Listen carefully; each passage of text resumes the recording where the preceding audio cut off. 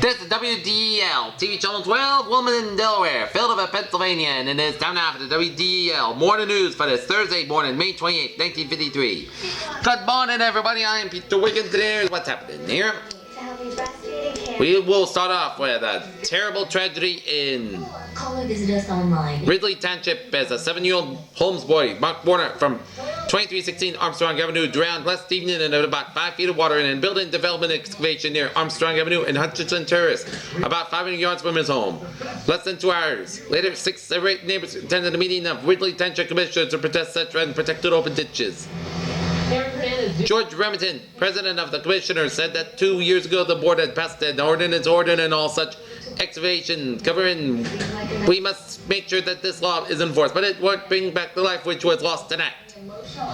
Evans Construction Company of Philadelphia, building homes on the site, had dug the hole according to commissioners to use the buried tree stumps.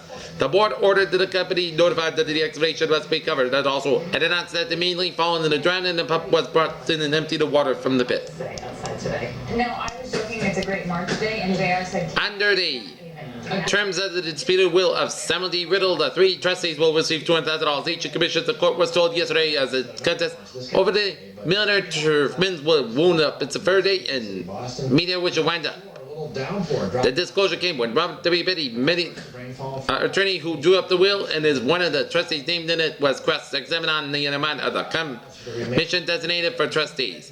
Biddy was asked by Maurice Barr, Sal, attorney for Walter M. Jeffords, wealthy Edgemont sportsman who was trying to break the will. Why? The will provides that the trustees shall receive a 25% commission of the income of the estate instead of the ordinary compensation of 5%. Bedford 49, Worcester at 40. The rank and file of the Chester Police Department in a heated and jam-packed meeting and last night voted complete confidence in our superior officers. The action was taken after Albert Blumberg, attorney for the Chester Police Department Association and the William Penn Lodge Fraternal Order of Police advised the membership that the officers ordered the patrolman by Francis Kelly, Assistant Director of the Public Affairs, last Monday had no recourse in court. His position was based on action of Mayor Ralph F. Swartz yesterday back in Kelly by sending letters of notification and motions similar to Kelly to the 15 demoted captains, sergeants, and detectives. The mayor is within his rights. Blumberg told the policemen to promote or demote without cause in a first-class city. This morning, each of the men received letters from the mayor. They read, "You're hereby notified that effective June 1st, 1953, you are promoted to the grade of patrolman." In fact, the demoted officers, the policemen last night expressed the opinion that we feel our officers have carried out their jobs to the best of their abilities.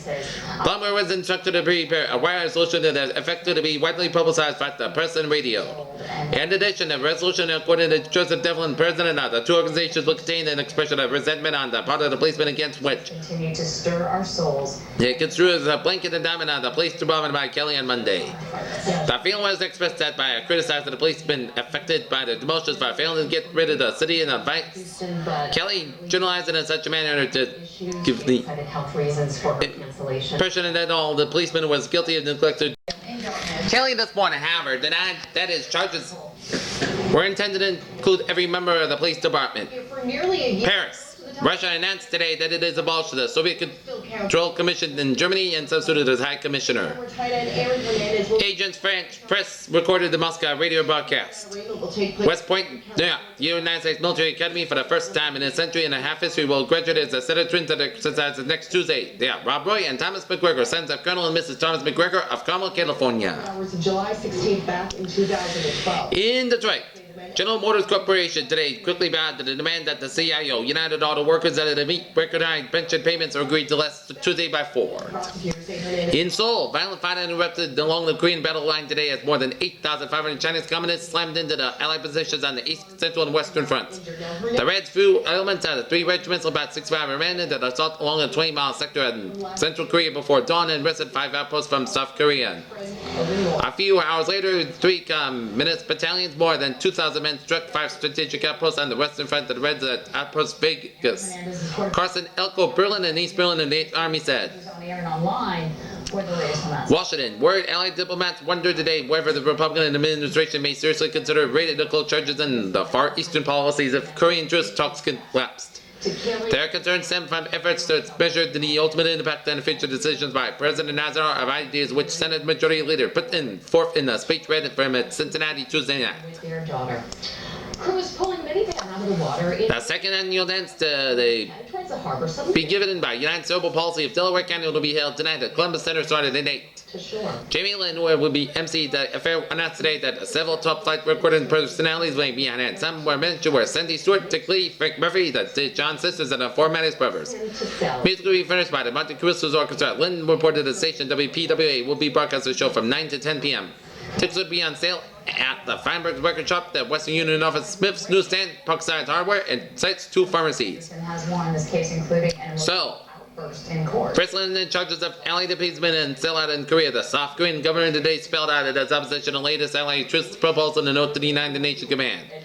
Major General Choi Duk-sun, South Korean truce delegate, delivered the message late today to Lieutenant General William K. Harrison, senior allied negotiator at the Allied Truce Camp at Munsan. Contested that a note were not made public by the Republic of Korea spokesman described it as very important that he said it gave detailed expression on the ROK government recommendation, but it wasn't an ultimatum. Choi's trip came against an increasingly thunderous stormfire of the opposition from leaders of the war-battled republic. South Korea's foreign minister, Pan Dang-dai, threatened to resign if his government approved the still secret allied proposal for breaking a prisoner in war deadlock and summoned to the respondent. And at this point, she states that she lost her virginity at Washington. President Azar said today that he disagrees with the Senator Taft's statement that his country might be as well forget the United Nations as far as the Korean War is concerned. The president also told that in news conference that the forthcoming Big Three meeting in Bermuda may not necessarily lead to a Big Four secession with Russia.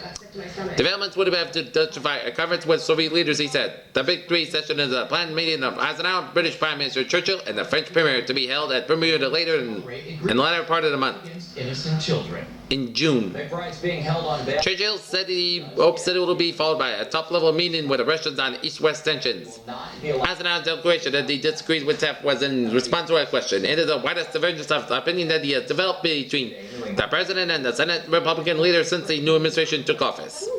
Eisenhower emphasized, however, that he believes that Taft has a right to his conviction. The question was to be put in by Eisenhower, however, was whether he shares with Taft's view that the United States might as well forget the United Nations as far as the Korean War is concerned. The president replied, no. Taft made the statement in a speech read from him in Cincinnati Tuesday night. Taft also said at the time, I think we should do our best now to negotiate the truce in Korea, and if we fail, then let's let England know and our allies know that we are withdrawn from all alternative peace negotiations in Korea. As announced after replying with a single negative to this question, said he wanted him to be explaining his position a bit. He wanted to say he had a great deal of experience at dealing with the closures that is always a difficult task. He said that it might be easier in certain cases for any other one nation to act by itself. Right there, you see it. The driver has been suspended without pay and has also lost her license. Well, Jeff Williams says everyone on board. In Paris, the French political crisis dragged into the 7th week day today, and President Vincent Auriol turned once more to his moderate center parties in his search for a new premier. The assembly turned right. The plane on the tarmac. Ring your pal rain all down the noon this morning, and Auriol was expected later today to ask either Georges Bidault or Andre Marine were both middle of the road to try to the cabinet foreman. Task Bidault was foreign minister in the government which fell a week ago, and Marine was the education minister. Both have been served as a premier and a parade of cabinets 18 since 1945, liberation which have governed France. An empty Sun Oil Company tanker, the Bidwell and crude oil loaded Atlantic Refining Company tanker, the E.J. Henry Gladden in the Delaware River just off the Sun Oil docks at Market Street at about 2:40 a.m. today, according to the U.S. Coast Guard. Charles L. Boyle, manager of the Sun Oil Marine Company Division, said that vessels sideswept both of them, signed the whistles at the time of the collision. The Bidwell with a gas in her starboard after quarters caused by the Henry tankers was spent 4 days in a wet basin at Sun Shipbuilding and Dry Dock Company for repairs to an estimated $15,000 damage. Atlantic executive said that the Henry probably was fully seaworthy and would not be delayed in her turn around at Port Mifflin. The Bidwell, which has just emptied her hold of a cargo of crude that swung out from a Sun's number 3 dock to begin oil. Return trip to the Gulf Coast oil port when a collision occurred. The E.J. Henry headed for the Atlantic Refinery at Fort Mifflin was carrying on about 75,000 barrels of crude from Venezuela. In the face of this horrible incident. Long Beach, California. For the first 3 years of their marriage, William and Joan Chaucer of Long Beach, California were childless. Today the Chaucer and the beaming parents with 4 children were within 12 months.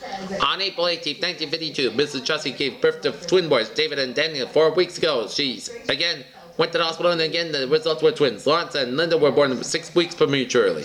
The bad father smiled as he contemplated the second of these cigar bars. Says it was inevitable that we should have twins.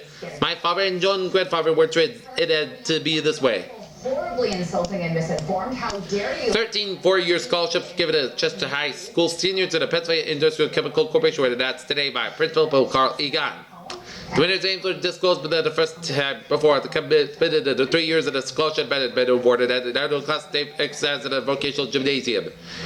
They are awarding of other prizes a senior classic Memorial Day commemoration citation of Lincoln's Gettysburg Address and moving up exercise were in the program.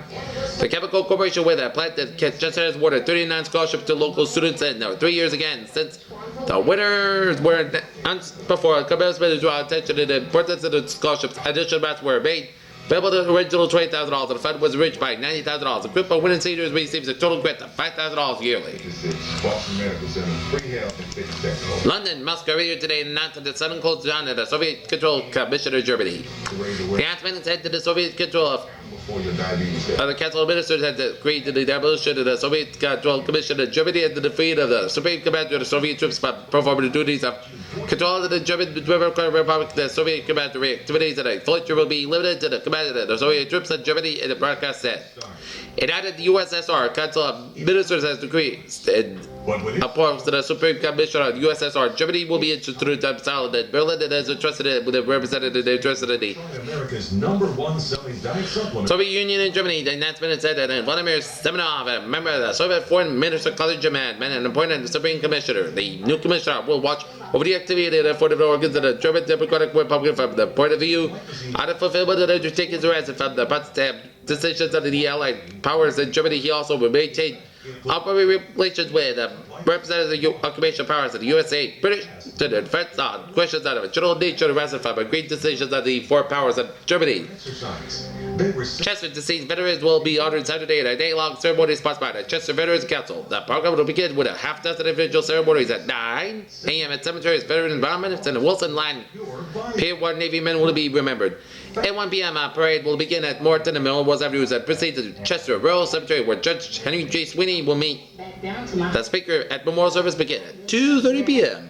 In the morning services, Stevenson American Legion Post 190 will be conducted at memorial services for deceased Navy men at the Wilson Line Pier, where the wreath will be cast in the waters at the Delaware River. In other memorial services, Ward Post 25 GAR will hold services at John Morton's grave 3rd, and mark at the McDevitt VFW Post 3448 at Immaculate Heart Church, Lynchbridge VFW Post 1521 at St. Michael's Cemetery, Stevenson Post at the Memorial Park 35th Providence, and the Church of Rural Cemetery at The company will give you a Lieutenant Lynch Camp 94 United Spanish War veterans will meet at the monument Stevenson Post at Sergeant Stevenson's grave and Lynchbridge Post at Sergeant Bush's grave.